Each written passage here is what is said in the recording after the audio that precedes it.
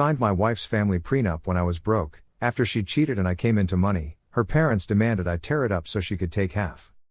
Hey everyone. Before we dive into today's video, I want to ask for your help. We've noticed the channel's been slowing down a bit, and subscribing is a fantastic way to support us. It's quick, free, and helps us keep bringing you awesome stuff. Your support means everything to us, so let's keep this channel growing together. Thanks a ton. Now, let's get into the video. Hey, so I'm about to dive into a long story here because I just need to get it out somewhere. Not really looking for comfort or advice, just gotta spill. When I first met Melissa, I was kind of just starting out. I had an entry-level job and was buried in student loans. I was living in a cramped apartment with a bunch of roommates. Meanwhile, Melissa's family had it pretty good. They weren't like private jet level rich, but they were definitely comfortable. They owned some cool properties and had a successful local business. Their house was massive, sitting in this super nice neighborhood. Basically, our financial situations couldn't have been more different. We dated for about a year, and things were going great. But then we started talking about marriage, and that's when things got complicated. Melissa's parents, especially her dad, were super involved in her life and decisions. They weren't rude or anything, but they had some strong opinions about my financial status compared to Melissa's. They didn't straight up call me broke, but it was obvious that's what they meant. They kept saying that Melissa was used to a certain lifestyle and that they were all about keeping their money safe and secure. They told me that marriage meant merging lives and assets and that they needed to make sure Melissa's financial future was solid. This led to them insisting on a prenup. It wasn't something they suggested, it was a must-have for them to give their blessing and chip in for the wedding. They even provided a lawyer, one they wanted me to use, to go over the document, saying it was all fair. I got that this lawyer likely had their back, or at least wanted that prenup signed ASAP. They said I could use my own lawyer, but time was ticking, and there was a ton of pressure with the wedding planning. I was in my mid-20s and had pretty much zero experience with legal stuff like this. Plus, I didn't have the cash to hire some fancy lawyer to go up against theirs. The lawyer they picked seemed competent enough but didn't really encourage me to push back or negotiate much. The prenup was clear: in case we split, I wouldn't get any of Melissa's premarital assets, any inheritance she got, or anything from the increase in value of her separate property. What was hers stayed hers.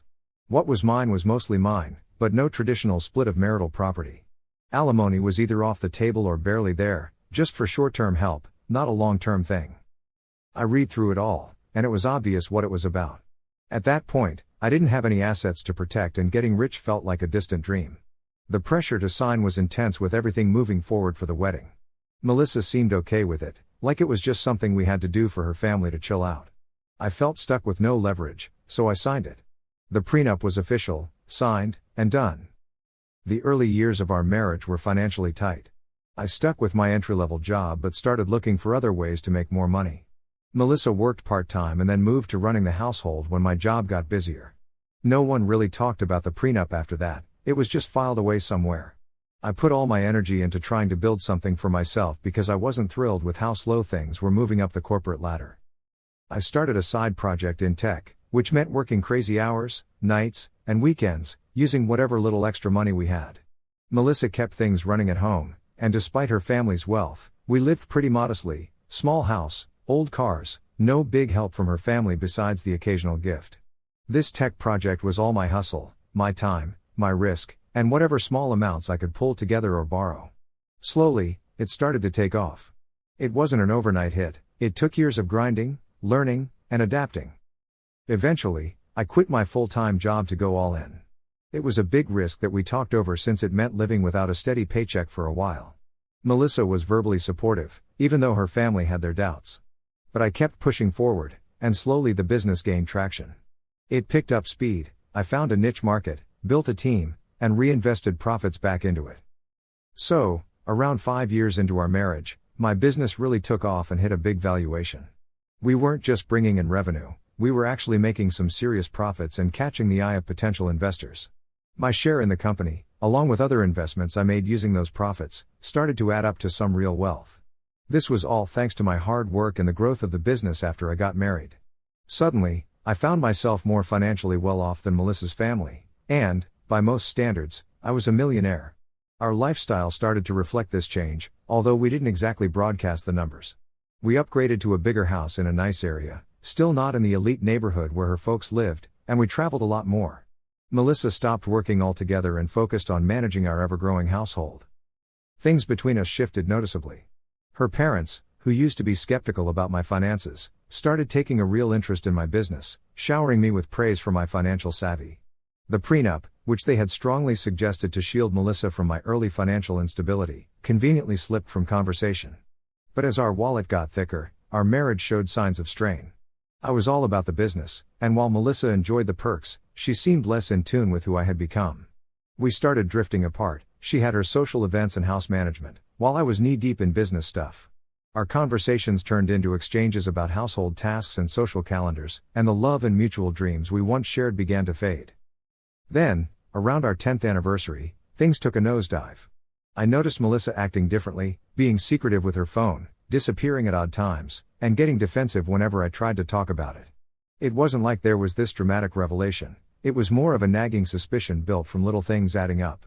Eventually, I found out through the grapevine, not from her, that she was having an affair with some guy she met through her social circles. He was from a wealthy background, too, which seemed to appeal to her.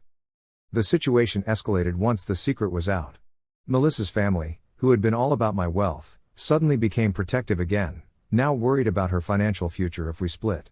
Apparently, the guy she was seeing wasn't planning on leaving his own family for her, which had them on edge about her being left with nothing if we divorced.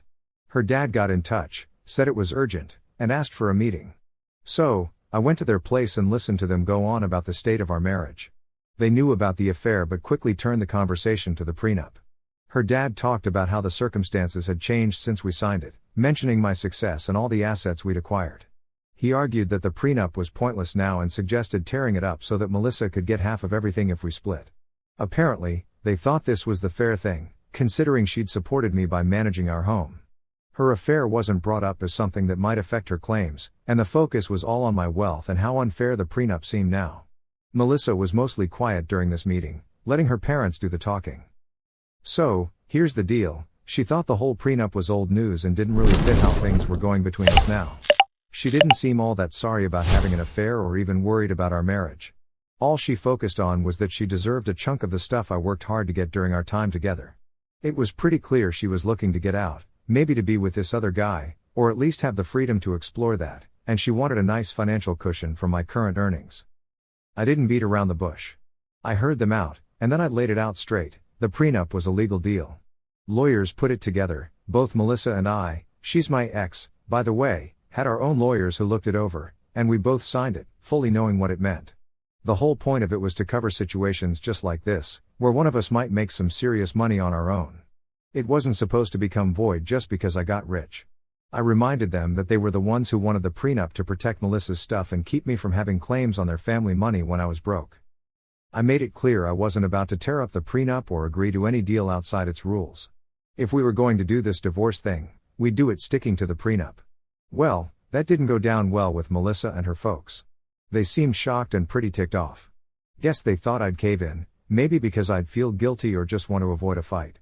Her dad switched gears from trying to persuade me to dropping some thinly veiled threats about long court battles, public messiness, and huge lawyer bills as they aimed to kill the prenup. I stood my ground, told them the prenup was solid, and let them know I'd gotten my own legal advice on this from a lawyer who knows prenups inside out. I got up, ended the chat, and walked out of their place. After that, things got more intense. Melissa filed for divorce, clearly with her parents and a legal team ready to challenge the prenup.